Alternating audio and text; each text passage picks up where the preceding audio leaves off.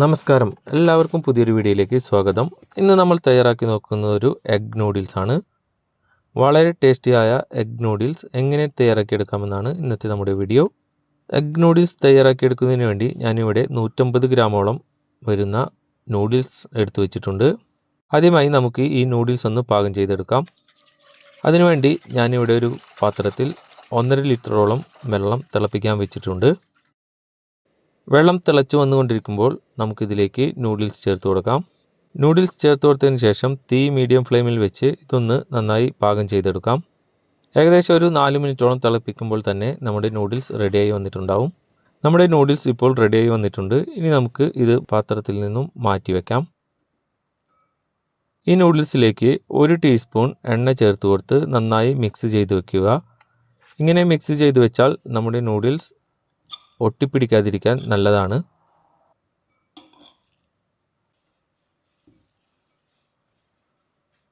ഇനി നമുക്ക് ആവശ്യമായ കോഴിമുട്ട റെഡിയാക്കിയെടുക്കാം. അതിനുവേണ്ടി ഞാനിവിടെ ഒരു പാൻ അടുപ്പത്ത് ചൂടാക്കാൻ വെച്ചിട്ടുണ്ട്.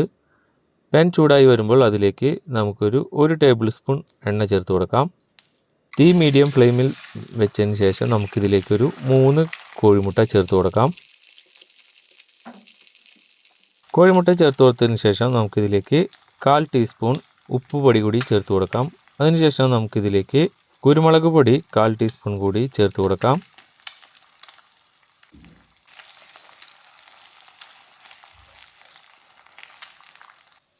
നമ്മുടെ കോഴിമുട്ട ഇപ്പോൾ ഏതാണ്ട് റെഡിയായി വന്നിട്ടുണ്ട്. ഇനി ഇതൊരു പാത്രത്തിലേക്ക് മാറ്റി വയ്ക്കാം.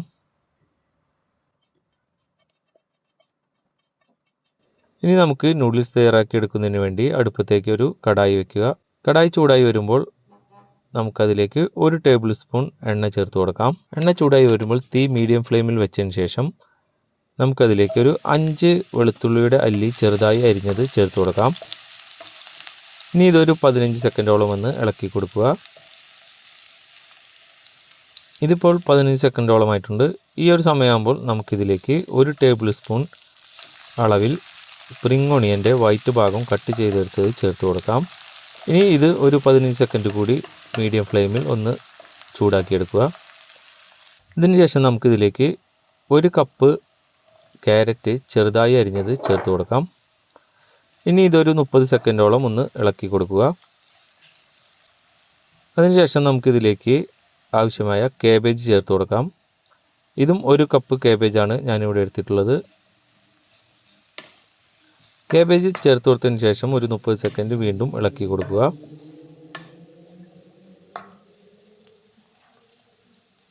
ഇതിപ്പോൾ 30 സെക്കൻഡോളം ആയിട്ടുണ്ട്. ഇനി ഇതിലേക്ക് നമുക്ക് ആവശ്യമായ ക്യാപ്സിക്കം ചേർത്ത് കൊടുക്കാം. ക്യാപ്സിക്കം 1 കപ്പോളമാണ് ഞാനിവിടെ എടുത്തിട്ടുള്ളത്. ക്യാപ്സിക്കം ചേർത്ത് കൊടുത്തതിന് ശേഷം ഇതും ഒന്ന് നന്നായി 1 മിനിറ്റോളം ഒന്ന് നന്നായി ഇളക്കി യോജിപ്പിക്കുക. ഇതിപ്പോൾ ഏകദേശം 1 മിനിറ്റോളം ആയിട്ടുണ്ട്. ഇനി ഇതിലേക്ക് നമുക്ക് നേരത്തെ എടുത്തു വെച്ച നൂഡിൽസ് ചേർത്ത് കൊടുക്കാം.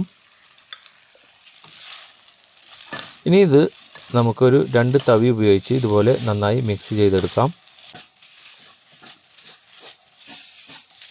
ഇതിപ്പോൾ നന്നായി മിക്സ് ആയി വന്നിട്ടുണ്ട്. ഇനി ഇതിലേക്ക് നമുക്ക് 2 ടീസ്പൂൺ സോയാ സോസ് ചേർത്ത് കൊടുക്കാം.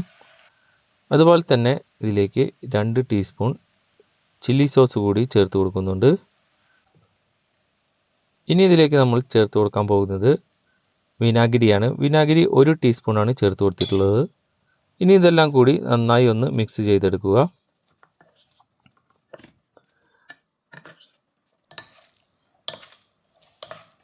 ഇതിപ്പോൾ നന്നായി മിക്സായി വന്നിട്ടുണ്ട്. ഈ ഒരു സമയമാകുമ്പോൾ നമുക്കിതിലേക്ക് ആവശ്യമായ ഉപ്പ് ചേർത്ത് കൊടുക്കാം. 1/4 ടീസ്പൂൺ ഉപ്പാണ് ഞാനിവിടെ ചേർത്ത് കൊടുത്തിട്ടുള്ളത്.